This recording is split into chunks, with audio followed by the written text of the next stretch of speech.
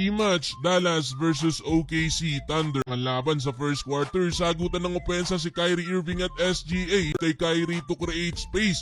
Binasic lang ang depensa ni Uncle Drew ng 10 points sa first quarter, kaya nakalamang din ng 5 points ang Dallas sa first quarter. At sa tres naman na to ni Alex Caruso, nakalamang pa ang OKC 34-33 and of lead. Umabot yan sa 9 points. Eto mga bro, kulang na nga sa mga players ang Dallas at Kyrie Irving, kaya umabot sa 8 points ang lead ng Dallas. Mga double digit dyan ng Dallas. Inalat pa mga bro si SGA, kaisa-isa niyang field goal, 8 points ang habol. Take over na din si Kyrie Irving, 6 straight points for Uncle Drew. But the game 2-100 under 6 minutes, pero buti time 3-pointer para kay Quentin Grimes at layup para kay Dinwiddie. Bumalik pointer para kay Maxi Kleber at dunk para kay Spencer Dinwiddie. Sa uli, panalo ang Dallas Mavericks, pinahiya ang OKC na